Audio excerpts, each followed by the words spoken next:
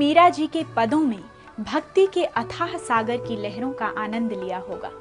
रसखान जी के सवैयों में भगवान श्री कृष्ण के सौंदर्य को निहारा होगा। प्रेमचंद जी के गोदान में होरी के दर्द से रूबरू हुए होंगे। कबीर जी के दोहों से अज्ञानता का अंधकार छटा होगा। महादेवी जी के संस्मरणों में साहित्य सृजन की नई परिभाषा को जाना होगा। कभी हंसी के फव्वारे फूटे होंगे तो कभी आंसुओं का सैलाब उमड़ा होगा। कभी बाजुएं फड़फड़ाई होंगी तो कभी एकता के गीत सुने होंगे। जी हाँ, हम बात कर रहे हैं हिंदी की, मातृभाषा की, राजभाषा की, उस भाषा की जिसका इतिहास, जिसकी सुंदरता, जिसका साहित्य, जिसकी बोलियां, परंपरा अपने आप में अनोखी हैं। आज हिंदी दिवस पर मैं सोनल दहिया स्वागत करती हूं आपका हमारे खास कार्यक्रम हिंदी हिंद की शान में।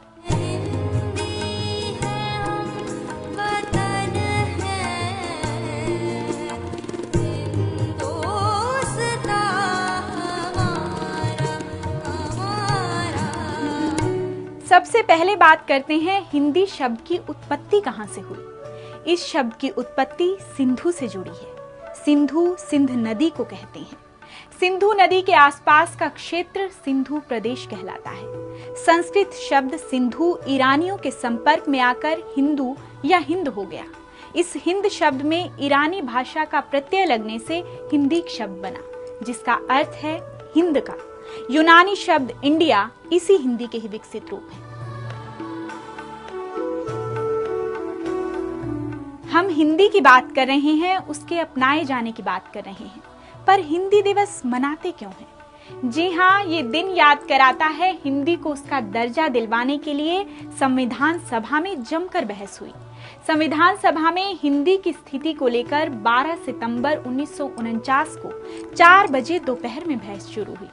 13 सितंबर 1949 को प्रथम प्रधानमंत्री पंडित जवाहरलाल नेहरू ने भाषा संबंधी बहस में भाग लेते हुए कहा कि किसी विदेशी भाषा से कोई राष्ट्र महान नहीं होता, क्योंकि कोई भी विदेशी भाषा आम लोगों की भाषा नहीं हो सकती। भारत के हित में, भारत को एक शक्तिशाली राष्ट्र बनाने के हित में, ऐसा राष्ट्र बनाने के हित में जो अपनी आत्मा को पहचाने, जिसे आत्मविश्वास हो, जो संसार के साथ सहयोग करे, हमें हिंदी को अपनाना चाहिए। और 14 सितंबर 1949 के दिन ये बहस समाप्त हो गई। देश के पहले राष्ट्रपति और संविधान सभा के अध्यक्ष डॉक्टर राजेंद्र प्रसाद को भाषा संबंधी अनुच्छेदों पर लगभग 300 या उससे भी अधिक संशोधन मिले। 14 सितंबर की शाम बहस के समापन के बाद भाषा संबंधी संविधान का तत्कालीन भाग 14 क और वर्तमान भाग 17 संविधान का भाग बन गए। इस तरह 14 सितंबर को भारतीय इतिहास में हिंदी दिवस के रूप में मनाया जाता है। जिस भाषा का 1000 साल पुराना इतिहास हो, जिसने देश की विजय के गीत गाए हों, गौरव की गाथा लिखी हो, जो भाषा भूलों पर पछताई हो, जिसने जयचंदों को धिक्कारा हो, शहीदों को तिलक किया हो, वो निश्चित तौर पर देश की शान है। देश के 11 प्रांतों में बोली जाने वाली और अधिकतर प्रांतों में समझी जाने वाली राजभाषा हिंदी एक समर्थ भाषा है। आपको बता दें हिंदी से जुड़े कुछ महत्वपूर्ण तथ्य। हिंदी दुनिया की पहली 15 भाषाओं में स्थान रखती है। 17 देशों में बड़ी तादाद में हिंदी बोलने वाले लोग रहते हैं। 60 करोड़ से ज्यादा लोग हिंदी बोलते हैं। विश्व में चीनी के बाद हिंदी मातृभाषियों की संख्या सबसे ज्यादा है। इसके अलावा देश के पहले 10 समाचार पत्रों में अधिकतर समाचार पत्र हिंदी के हैं। लगातार 24 घंटे देश के हालात बताने वाले समाचार प्रसारणों में अधिकतर हिंदी के हैं। जी हाँ, ये हिंदी है जिसकी हुंकार चंद्र बरदाई से आरंभ होती है। ये हिंदी है जिसमें लिखा रामचरितमानस अहिंदी भाषी राज्यों में भी पूजा जाता है। जी हाँ, ये हिंदी है और हिंदी की शान है जिसमें संत कबीर, नानक और रैदास की वाणी गूंजती है। आत्मा से परमात्मा के मिलन के रहस्य खुले हैं। प्रेमचंद जी का विश्व स्तरीय साहित्य हिंदी में ही तो लिखा है।